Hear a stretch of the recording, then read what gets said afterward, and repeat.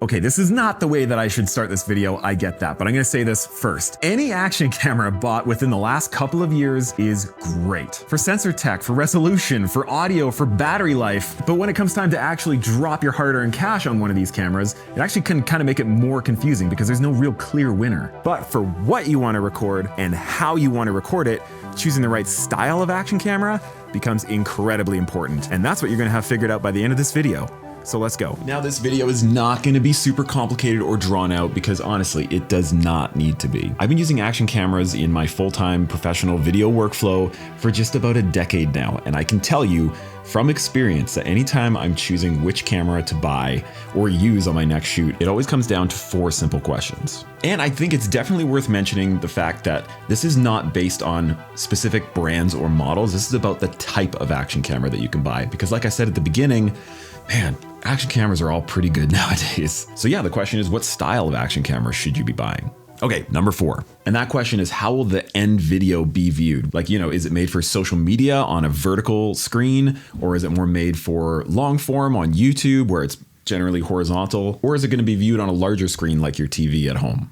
If what you're filming is going to be displayed pretty much just on smaller screens, then resolution just doesn't really matter as much. So you can take something like, this camera, it's an Ace Pro, it can shoot up to 8K, but you might be even better served by a camera like this that shoots in 2.7K, especially if you're actually editing the footage on your phone and uploading and all that kind of stuff. It's just easier files to work with. So resolution and overall video quality generally doesn't matter quite as much for vertical video that's meant to be viewed on smaller screens. And along with that, especially for action sports, if you're filming with a vertical output, you generally want a really ultra wide field of view. And in that sort of case, a dual lens camera like this one really comes into play in a big way. Because 360 cameras like this one are filming a true 360 degree sphere of video, it allows you to reframe the shot after the fact. I mean, pretty much everybody, when they're buying a 360 camera, they're not buying it to actually output a 360 VR image. They're buying it so that it can reframe into a standard, 16:9 or 9:16 aspect ratio. But because you're capturing that big giant sphere,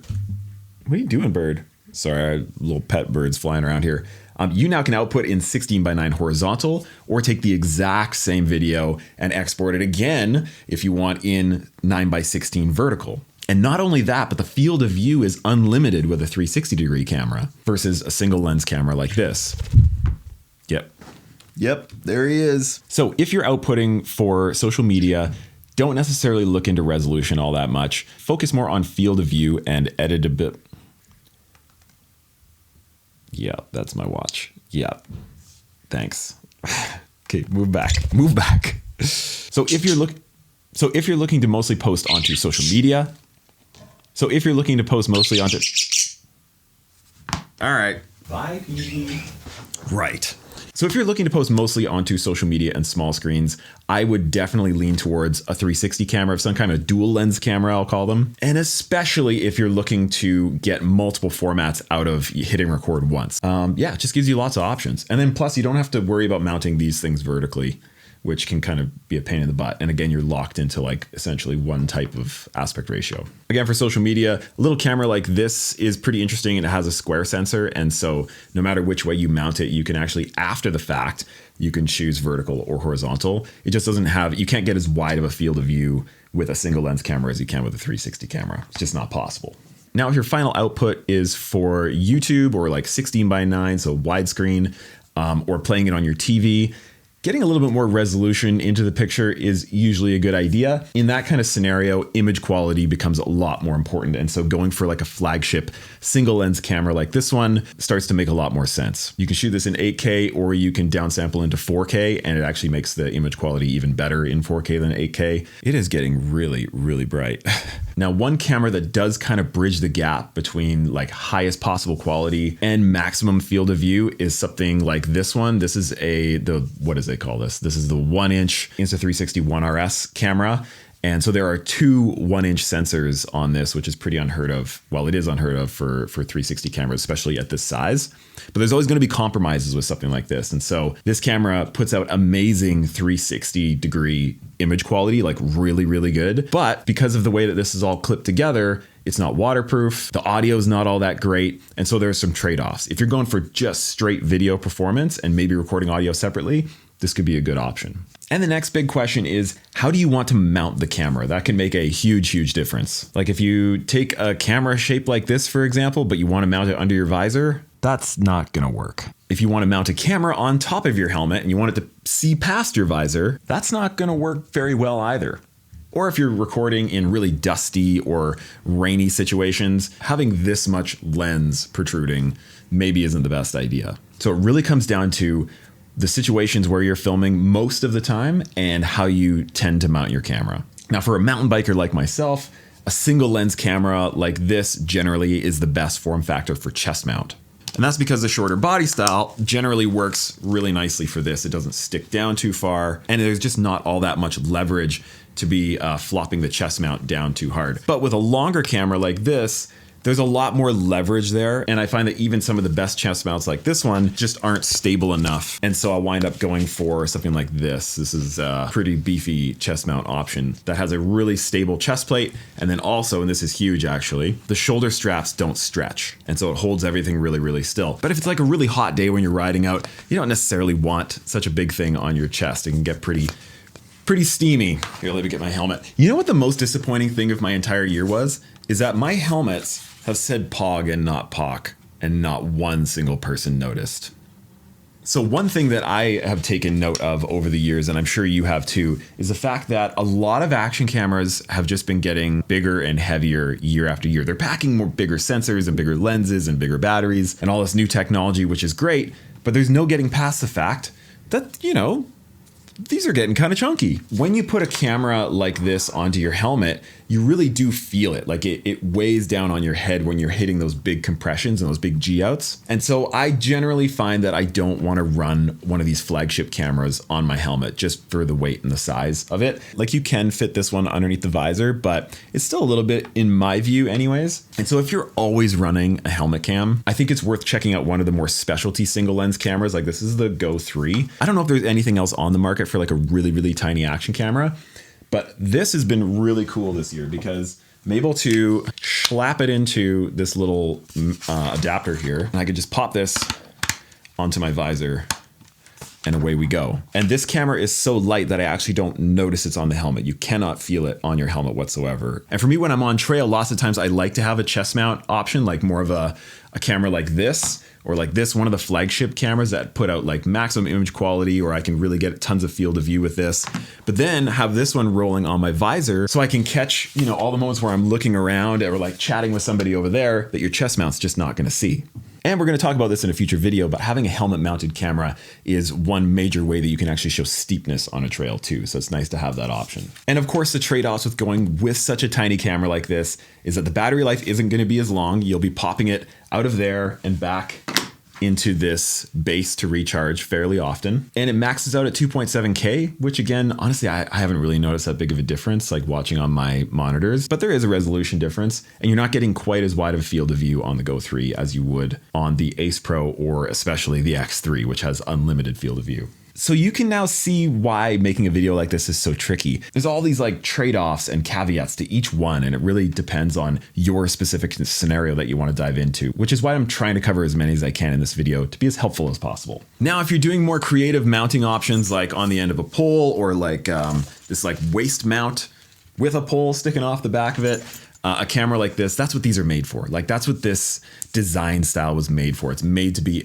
on the end of a camera pole like that. And they designed these 360 cameras and the software after the fact to make the pole disappear so you don't see it afterwards, which is really, really cool. Oh, it's starting to get a little too dark in here.